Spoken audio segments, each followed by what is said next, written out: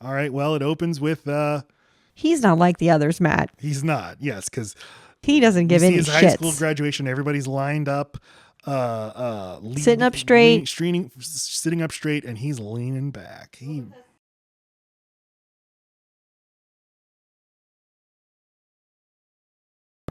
The shot compositions all throughout, they emphasize geometry. Even when you're not watching formations, you just see a lot of straight lines and shit like that. Okay. But Devin, he flamboyantly accepts his diploma. His mom stands up and applauds. That's my flamboyant child up there. I love him. Then the high school band comes on stage and they're going to perform a very boring version of I Believe I Can Fly. But Devin, this little son of a bitch, He coaxes them. he mixes it up. I do like the way the music coach is like, don't do that. Yeah. It reminds me of the football coach from Greece. He's just like, don't do that. Stop it. He's like, I like that he's kind of this little malevolent force. Like he causes people to behave badly, but he still ends up winning. He's like Ferris Bueller or Donald Trump. Like I love that Orlando Jones eventually has to give in and put him back on the field. And it's like him turning to the dark side when he does it. But I like that it goes wrong. Yeah. Right. And I like that he's walking back to the bus after the scuffle that happens because of his little stunt. And none of you think the teammates are going to be like, yeah, I had your back. And I'm like, I wasn't trying to have your back. Just cleaning up the mess you made. And like, he's alone. And this is not the way this team, because Orlando Jones's influence over the team and just the history of the college, it's bigger than you, Devin. You're not going to change it because you're something new. Everyone else is bought into like, we are part of a tradition. We will leave here and this will live on. We are all just cogs in a hole. Well, not bought into it. Like they want to be a part of it. Mm-hmm. They love it for that. They love it for what it's meant to the Black community up until that point. They want to have said that they were in it and they want to leave it whole because it's not about them. Mm-hmm. And he comes in it as a star, which is a little bit of a weird way to come in because, you know, they do make allusion to like most people had to fight their way into here, not get chauffeured in by the actual instructor. Yeah. Yeah. Well, but his teammate says like, I didn't have your back. I had the team's back. Right. And that's the whole movie is until he finally learns his lesson and learns to be humble. He doesn't see it as the team. After his little I Believe I Can Fly thing, his mom comes up to him and she's like, you have graduated, son. And he's like, yes, mother, I've graduated. And now I feel uneasy about leaving you here though. And she's like, oh yes, but now it's time for your party. She says now it's time for me to party. Well, I know, but literally they're going to go to his party. But first he needs to go visit the metro station where his father works. And he's like, hey, we don't have a relationship, but I graduated and I have a scholarship and fuck you. Okay. I love you. Goodbye. And we needed that. We needed to know his situation with abandonment. It explains why he doesn't buy into the whole like paternal structure that happens whenever he goes to this college. And why he would probably be a little adversarial to now an older man being like, let me take you under my wing and give you some tough love. And he's like, no. That, but also I think he thought there was a bait and switch, you know, because, you know, when you're courting someone you want to join, when you're courting talent you want to join your team, it is all going to seem a much more buddy, and then you get there and he's your superior. He's got to treat you like he treats everybody else. So to him it's a father figure that changed, or you kind of flipped it on him. Yeah, he's got to make sure not to need it, because needing that kind of relationship is not beneficial to him. I like that it's a bait and switch for Dr. Lee, for Orlando Jones as well, because he's like, we don't see him getting recruited, but you get this picture painted of like Devin portrayed himself as like a classically trained musician. He lied and said he could read music. Yes, because that's a question on the it's in the rule book. He just lied and said, yes, I followed. He didn't I'm classically trained. Well, okay. Classic meaning understanding musical. To be able to read drum notes, you have to have some musical theory background. Okay, but he's not in the fucking orchestra in Harlem. And then Orlando Jones interviews him under the assumption, okay, yes, you are somebody who also knows all these things as well. And he just lied and pretended, yes, I do, of course. Anyway, when Nick Cannon, has the scene with his dad, I think it's his best moment in the movie. Yeah. He does act well there. And then we go and they're on the bus to Atlanta. We meet all the members of the band. It's a nice, fun little squad of people we'll spend the rest of the movie with. We get the exposition on HBCU culture in the South and in Atlanta. And we also meet Zoe Saldana and Layla, just an electrifying role for her. She does dance really well. She dances good dance. And, we find out this is the culture here is kind of like, it's like military precision and dedication and waking up early and working your ass off come rain or shine. Mm-hmm. And Devin's like, he's doing it. He's doing the work, but his attitude's a little, makes you raise your eyebrows. Okay. And basically your two antagonists for the movie are Orlando Jones as Dr. Lee, the band instructor, and then I don't know this actor's name. Sean Young, the actor's name is Leonard Roberts, who's, he's the Val Kilmer Iceman of the movie. Yeah, for sure. But I was trying to place him. I feel like I've known him from somewhere else too. He is like a very prolific TV actor. I didn't see any big like movie roles or nothing else where I was like, oh yes, of course. But yeah, he's pretty good. He's great. I fucking love him. I like that. We get to see the band and how the band is organized, and there's like a nice little like steady cam moving shot that goes through each unit of the band with like units. The saxophones are the soul of the band. Soul of the band. The drum is the most support. The flute is the heart of the band. Right. Gather, flautists. That's how it sounds when they run. And yeah, this guy's a hard ass. And what is he, a junior? Is he a senior? They don't say. He's just whatever he's old enough to run his own unit. I'm trying to figure out like how does time work in this movie? I mean, This whole movie apparently takes place over 3 months, I guess. Okay. Which is a giant like arc for him to on the team, off the team, worked his way back into the good graces, which seemed like it would take a long time, but he's done it anyway. I mean, it's they do so much every single day. Think of just like with our kid now making the school volleyball team, how much they because it's such a short season. That's true. The amount of time they spend together, you can do a lot, especially you got nothing else to do. It's college and you live there. That's true. Well, he makes the team, but there's like find out there's like differences between making the team and getting to go on the right. field. It's like varsity and JV. You think not being on a sports team, you think, well, those are the two options. No, there's a third. There's a third where you don't play. You're still on the team though, and you're there in case you get better or someone else gets worse. And I didn't know that. So there's P4, P3, P2, P1, P3s and P2s can play in the performances if there's a need. In fact, there's lots of them that are there just because they need a certain amount of one instrument, but P4s cannot. So P1s are guaranteed. Everybody else is as needed. Mm-hmm. You're welcome. Thank you. And Devin, he makes P1, the only freshman to do so. Very impressive. But we see at his audition, he has sheet music in front of him, but he doesn't refer to it. And the teacher notices. Well, the guy that his drum major notices and makes a remark about it. The teacher's just impressed still at this point and probably doesn't really want to figure out something like that right now anyway. Mm-hmm. Right. I mean, yeah, he wins them over, but I mean, they know, they're like, okay, I guess we got to make him a P1, but they both kind of realize they're playing into what's already not totally working out with him, which is that he's about himself. He's not about the team. He's very cocksure. He thinks he knows best. And it's like, okay, it seems like it's the logical move to put him as a P1, but we both know we're about to create an egomaniac. Mm-hmm. So they seem aware of that, but they get his ass. Do you think that the movie sells you adequately on him being a great drummer or yes, it makes you understand how he is better than other people? Yes. I don't agree.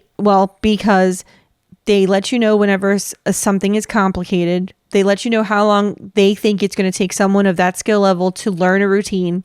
They show him instantly mimicking the routine that he was just shown. They show that he memorized an audition piece. He always adds extra stuff. He's always got different ideas. He's always being creative and coming up with.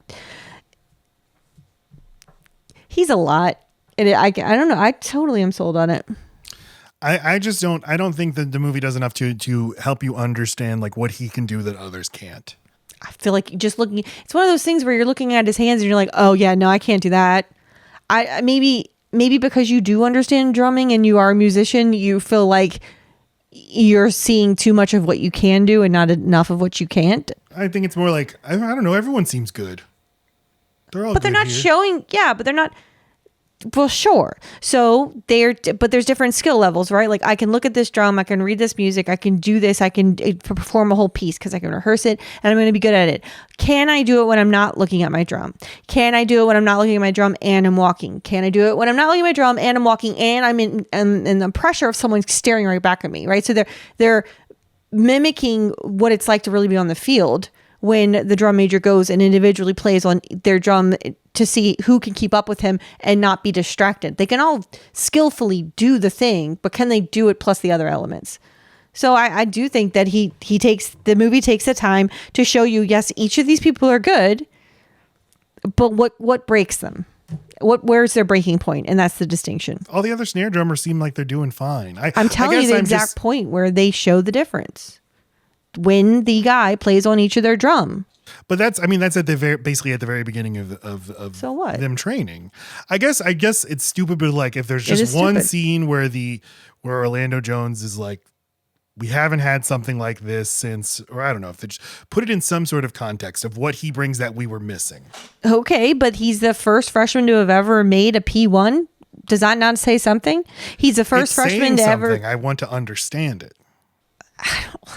He used C- with the F flat. Like what? I don't understand what you. I know. Fine, you need dumb things. Yeah, I need dumb things. Yeah. So tell us about this whole thing, this whole system, this regime of terror that we live under with the challenges. Okay, but this is something very real in sports. Like I said, there's a whole part of the team that may never ever see the field, and that's true with any sport.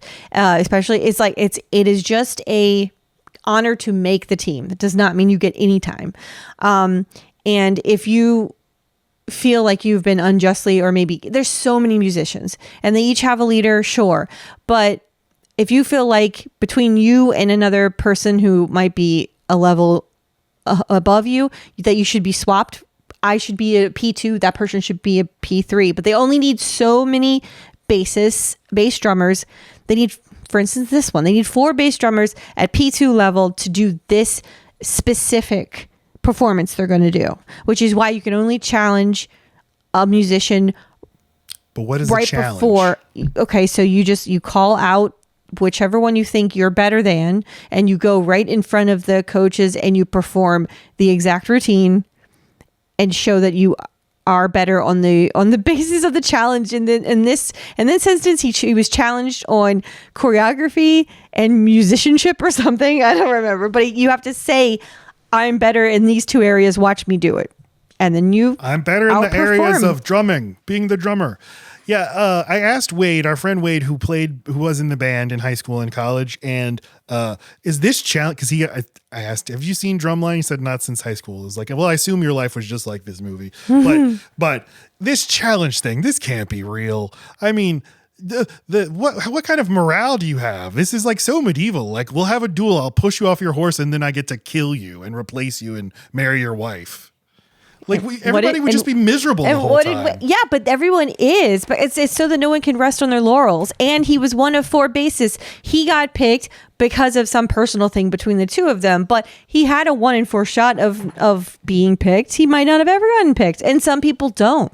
And maybe there aren't levels under you that deserve your spot. But it's always going to make sure that the very best players are on the field every time. And that is exactly what high school, middle school, and college sports are. Do you think if you lose a challenge, something happens to you?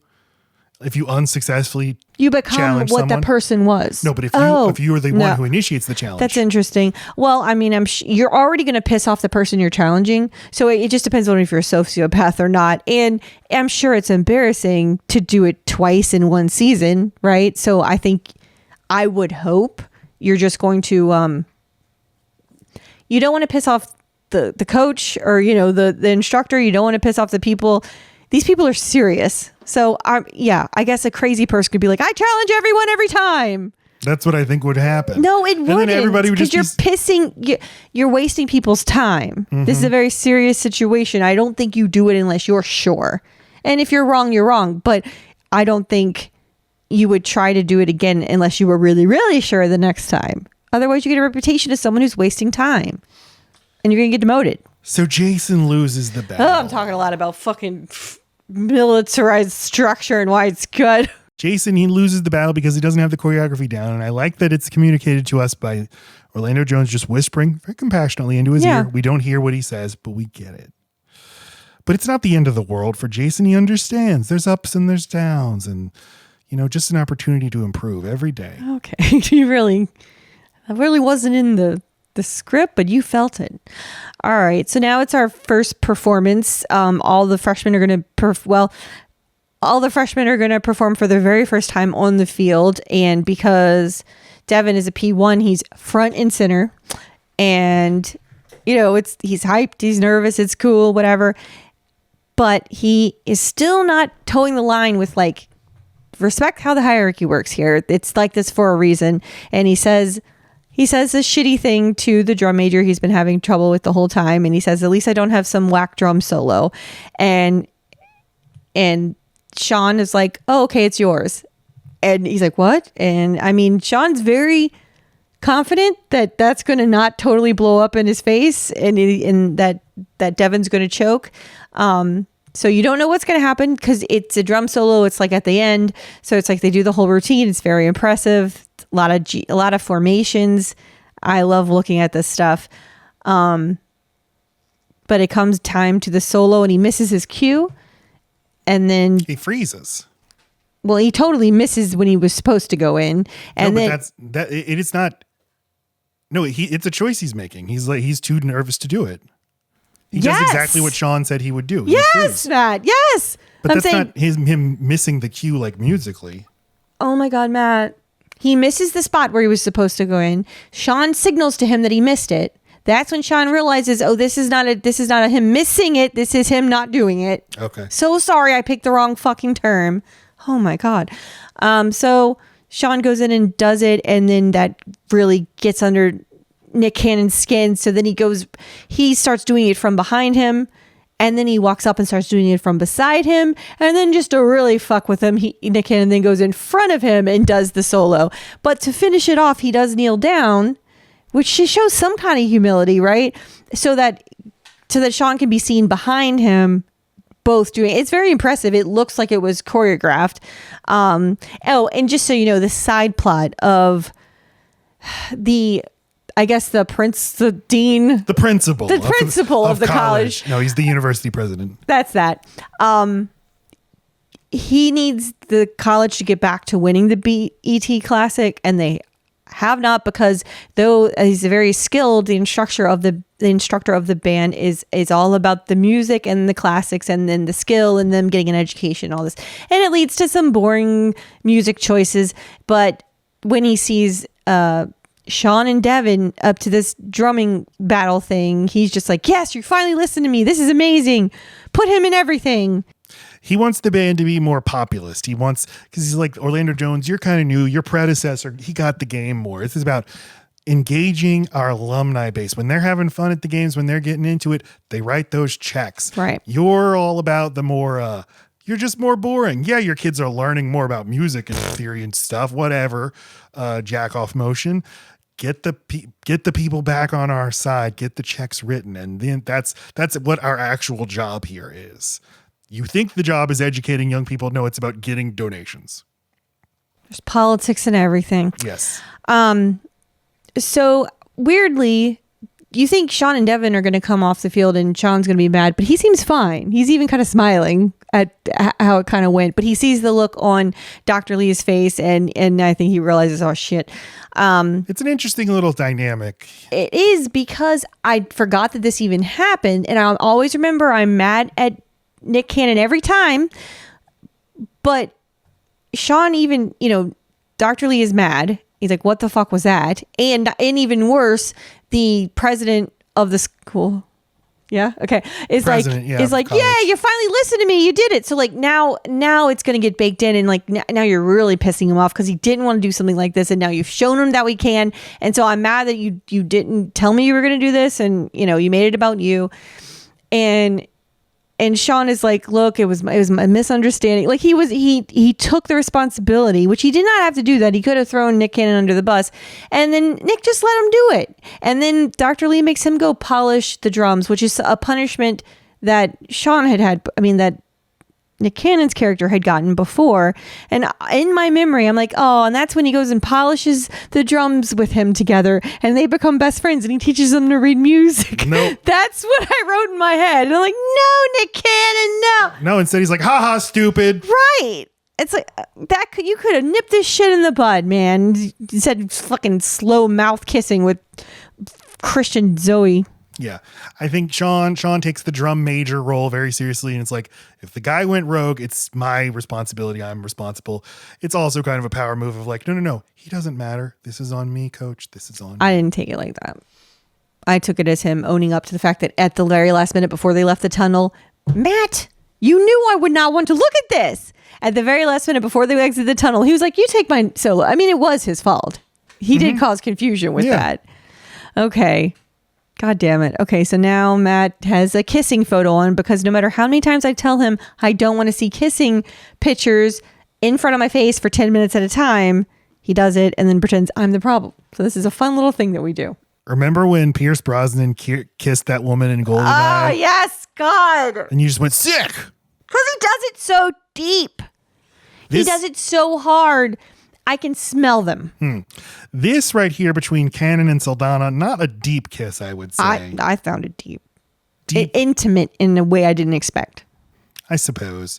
But they're all, we talked already about the horned upness of watching all the steps. Yes. So, yes. Now, freaking Devin, his fraud gets exposed. He can't read sheet music. Sean exposes him very cleverly. So clever. Hey, why don't you play off of this sheet music? And he's like, and then he runs away and pisses his pants. Because I have to make a duty. It's my duty to see that you're educated, young man. So Orlando Jones demotes him to P4, and you're going to have to attend boring music theory classes. Where they only give the teacher a chalkboard. No That's whiteboard right. for him. The lesson, as always, don't lie on your resume. Is it? You will get, no, you lie on your resume. You lie. You Nothing's lie going to big. happen. You don't want an instructor with ethics. That's the lesson. You do a background check, you make sure they're dirty as hell, and then you lie all you want. We meet the rival band, Morris Brown, a real college, and the footage of them, I said this earlier, it's noticeably more exciting because this is a real band. There's a lot of energy. Mm-hmm. Yeah. But to me, it always registers as like amateur because they're not doing a ton of formations. And I'm like, oh, well, they don't have Dr. Lee. Otherwise they'd be a diamond right now. And then some sort of human Ferris wheel. I don't understand. So, so like Dr. Lee has his band play March of the Bumblebees, which is like musically, Flight of the Bumblebees. Flight of the Bumblebees. It's not, the Bumblebees don't march. They don't. It is musically very, very impressive, but the crowd's just like, who cares? What the fuck? Boring. It's a big flaccid wiener, and then even worse, the Morris Brown answers back, and all of the A&T the fans. A&T class, the fans are just like, yeah, all right. So it is exactly what you're not supposed to do, Dr. Lee. So the Morris Brown coach, after the game, approaches Devin and he basically tries to poach him. This is right in front of Dr. Lee. Not college recruiting scandal here. Wait, is this? Wait. This is homecoming? No, not yet. That's the next game. Is that the next game? That's the next game. It's the next game. Okay. The homecoming is when the fight happens. This is where I thought this was that. Sorry. This is not that. It's not. Okay, if you're ever It's asking, also not all that, which is where Nick Cannon got started. Wasn't sure if you knew that. Okay. And this is all that is the theme song to All That. You ever watch All That? Yes, Matt. You remember Pierre I watched all that. Escargot? Of course I do. Of course I do. I think about him all the time. Do I watch All That? Of course. All right, come on. You come on. That's what I was doing. You big goof. You saved it. You saved it. I did see it. Lacey knows I hate when she tells me to come on, so she has to then make it sound Come funny. on, my tits! Yay! Well, I like that. I saved Damn. boobies. I watching this movie, I realized I'd never seen this movie. That's hot. Damn it. Those things don't go together. All right, continue. But I remembered moments from the trailer. I remember the girl doing the push-up and everybody saying, damn. I remember Nick Cannon doing his fancy drumming and saying, put a little something, something on the end. Oh, yeah. Yes, I remember that too. Yeah. So the A&T, the professor or the university president's like, what are you doing? Why is Devin not on the field? Put him back in the field. Damn it. That's an order. And we see Orlando Jones in his office late at night, like getting drunk and pounding shots of whiskey while he watches footage of Devin. Back and to the left. He is tempted. So I love that he is tempted to the dark side, and he's like, okay, fine. Devin's back in, and he's gonna be fine. This is the hero of the movie he's talking about, and it's going to ruin everybody's lives. All right, so this is this Devin's first time having like a drumline drum off thing? Because that didn't happen in the first time when they were on the field, and I don't really know why. Is it because? Well, whatever, but. He's got a hot tea, is what I'm saying, temper. And if you're in the drum line, you are facing your counterpart right across the field, like freaking like infantry. Like, is that infantry? Infantry. Like when you shoot an infant. Okay. And like, you know, so you're staring right at each other and you're like, oh, I'm going to drum. Oh, I'm going to fuck you so hard with this drum. Oh, God, yeah. And he's drumming. And the schools are going back and forth, showing off their 7 minutes of whatever, but it gets a little too personal. And so Nick Cannon's like, I've got an idea. And he walks up to that man in the red hat.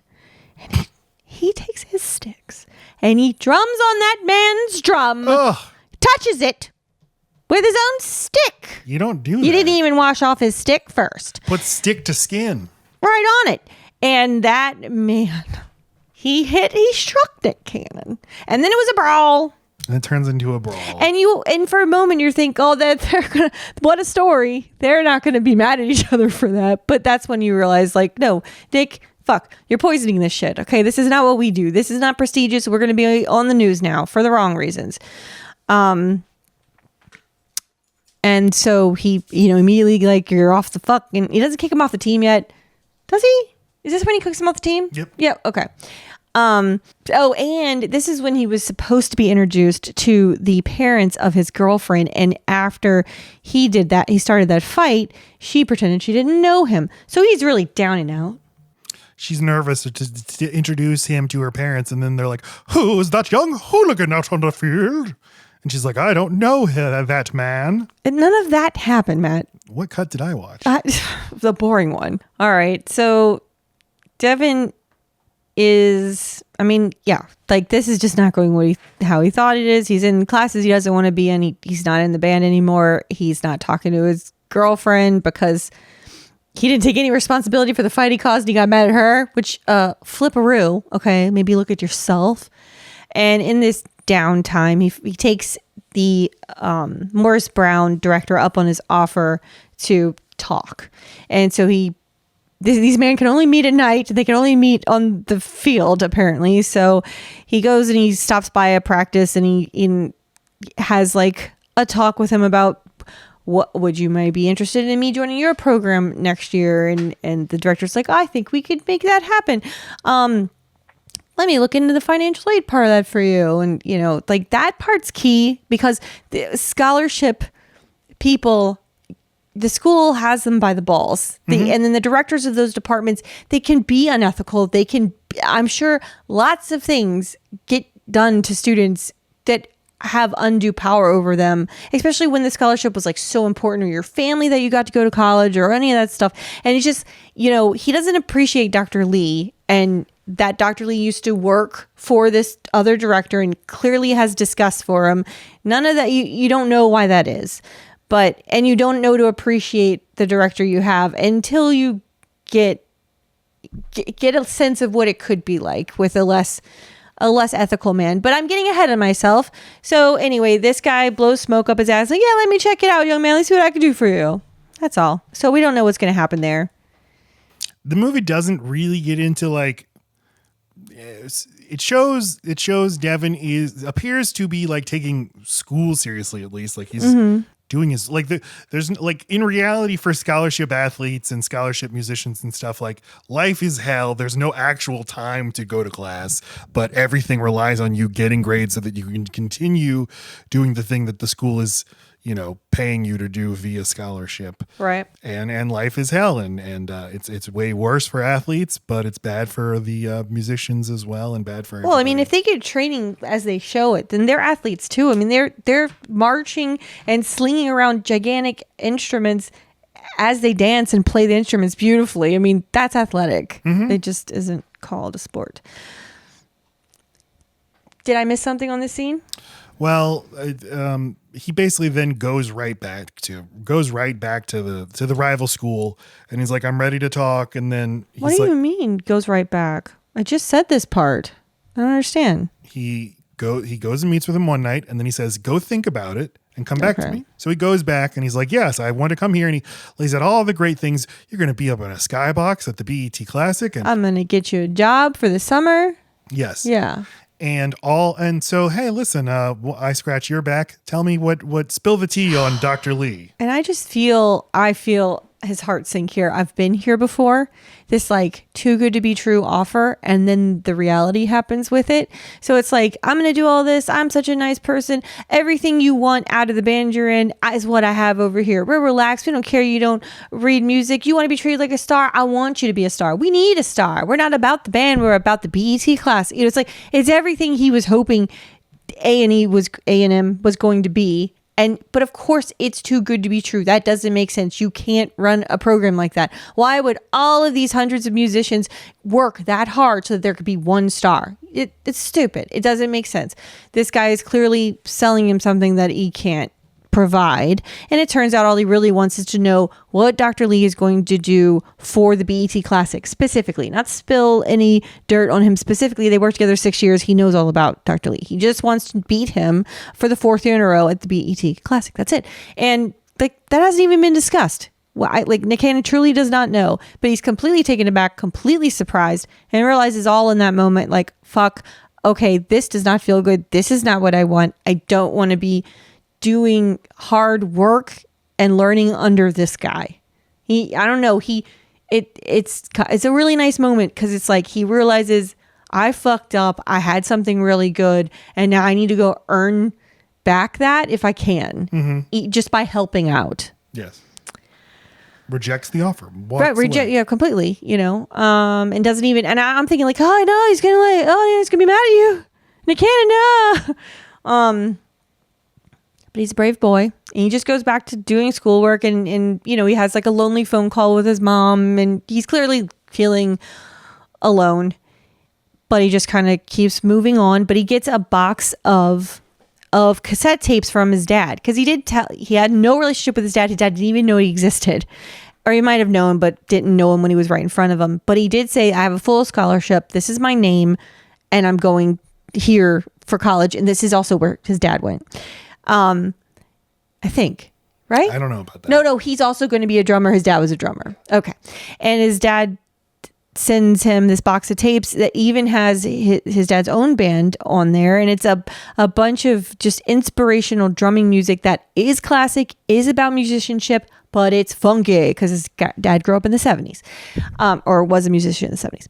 And Devin has nothing else to do, so he just starts listening to these tapes and kind of coming up with these ideas for marching formations and like how this could be done in a performance way. You don't know why. He doesn't even know why. This is what he thinks about, and now he cares. And so I didn't know this, and they don't spend any time telling you this, but there's a machine you can hook up to the top of your drum. It's yellow and it sticks on there, and if you play your drum while you're doing that, a fax machine will print out music for you that you just made. That's true. I didn't know that existed, but apparently it's like a little music studio kind of thing, and that he can go record. He can use that even though he's not in the band anymore. I don't know, but he goes in there to to drum out his ideas, and who's in there but his mortal mini enemy, Sean. And he's recording. And then they have an adorable little drum off and record music together on accident.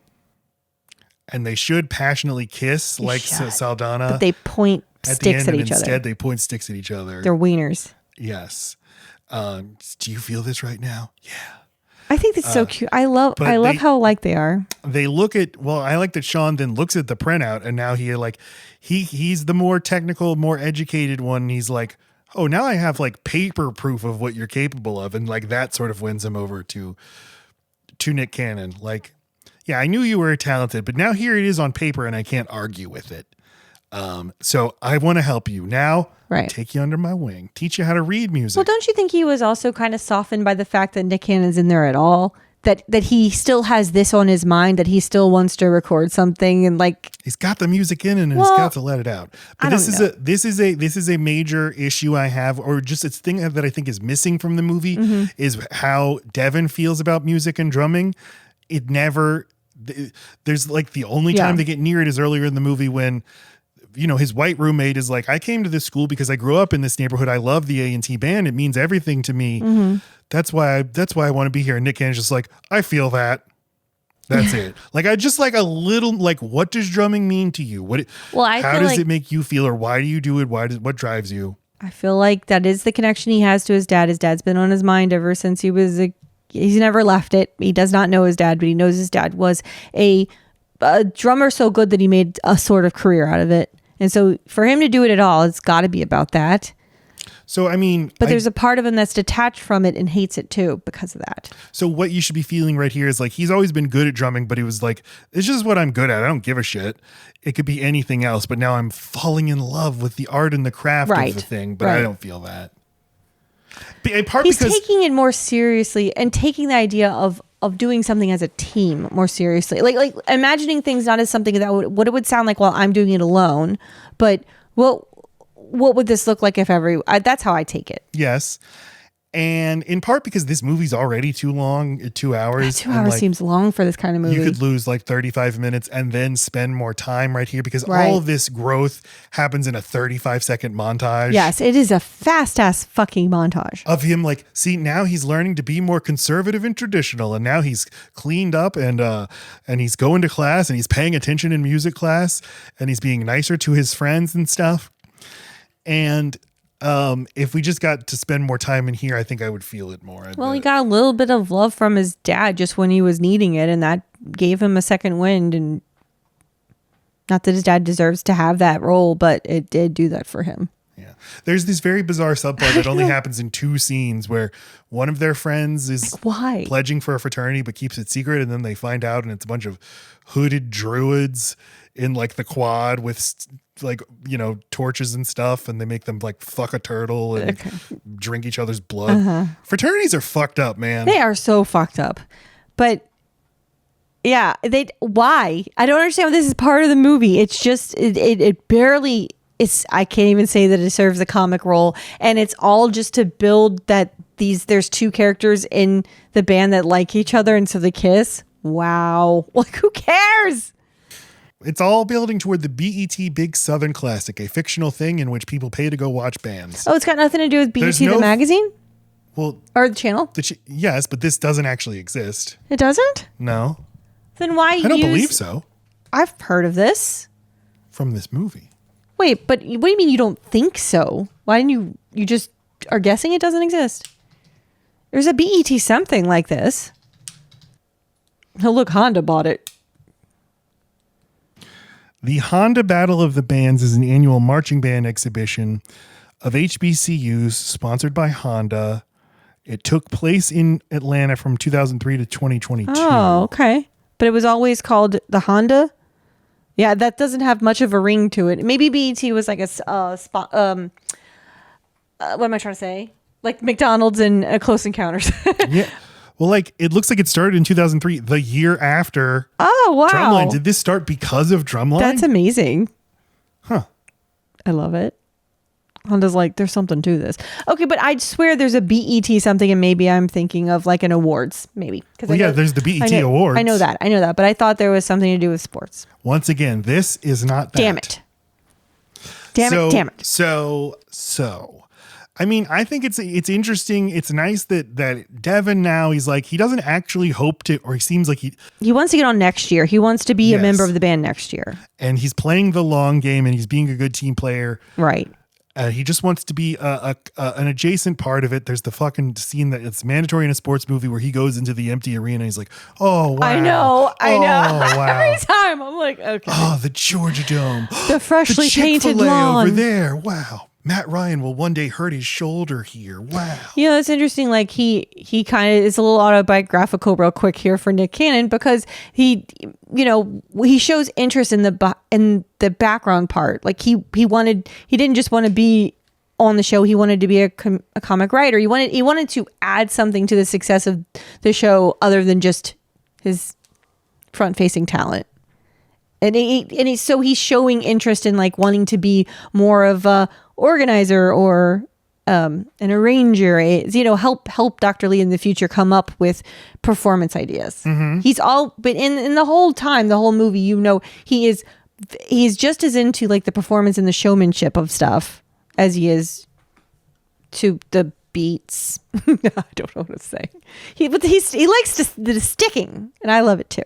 He really sticks the landing. Stick man. Yeah. They really did fill up the Georgia Dome they filled up half of it with actual Atlanta residents. They're like, come on, be part of our movie. I'd fucking go. And so it's just a trick. You only actually ever film one side of the stadium and then turn the band around. Morris Brown with their showy Hollywood tricks. They bring out someone named Peter Pablo to perform with them. A&T doesn't do that shit. They're all about musicianship. But it comes down to a tie between Morris Brown and AT&T. Which has never happened in the history of this fictional thing. Oh my God. In the 1 year history of the BET Classic. So they're going to have a tie-breaking drum battle with all of the major characters at center field right now. No way. And Dr. Lee is like, fuck it. Devin, get in there, old pal. And then he's like, Hinkles, take off your outfit or your uniform. I'm like, he played in that the whole time. Get lost. You know the dick sweat? You know how fucking heavy those outfits are? Nick Cannon's going to put on a wet, disgusting uniform. He's like, is that dick sweat I feel? Oh, man. Why is it in my pussy area? Well, they win. They won. But I like that they were prepared, because they don't show you practicing for these parts, and they don't even know that they're ever going to use them. They just in preparation for if there is a tie, they need to have these things already thought out. But because it was such a big public thing that set off Devin, or that Devin did, was to play on someone else's drum, they absolutely knew that would be what Morris Brown does. Is they think they're going to get us. That's going to be their big move. They're going to come play on all of our drums, and we will know that that's what they're going to do. That is why we will let them. We don't care, because the thing we're going to do is even more disrespectful. We're going to walk up to them, make them think we're going to play their drums, and then fuck their wives, and then throw our sticks. But ta-ta-ta, we got another set of sticks, and we take one step forward and we throw our sticks on that drum. Wow. Your drum is trash like my sticks are trash. Oh my God. I love it. No, it's cool. And I love when they make a big circle of their bass drums and they up and down and up and down. Oh yeah, that's the best. And the girls come out and they're like the girl drummer twins, and then they back to back. Ooh, we played our drums. I love that part. Yeah, it's okay. It's so good. No, it's good. It's good. Now, Morris Brown, you know that the head of that band is like, he's going to go to court about this. He's like, you had a drummer on field who's not a member of the band, and there's $50,000 at stake here. Who's going? The rival band. Well, so did he had Petey Pablo. That motherfucker's not a member of the band. But he's not playing in the band. He was singing, and he added Singing's to the not a part of the band. Because then why not just get professional musicians? With $50,000 at the stake, just hire real professional musicians. There's no proof. There's no like writing down. He just knows. He has no reason to think. I'm glad you're taking this seriously. Very upset about this thing this joke I made. He's going to take him to court. Ladies and gentlemen. They're going to get a banner. He's and Dr. Lee's going to get his respect. Mr. Morris Brown, you're telling me. And I could take you much more seriously, Mr. Morris Brown, if you weren't wearing a yellow suit right now and shaking your booty. I do love that. You see the back of him more than you see the front of him in this movie, and he's just wiggling. Am I to believe that Mr. Devin Miles was not a scholarship drum player? That's a Southern judge. Yes, good. All right.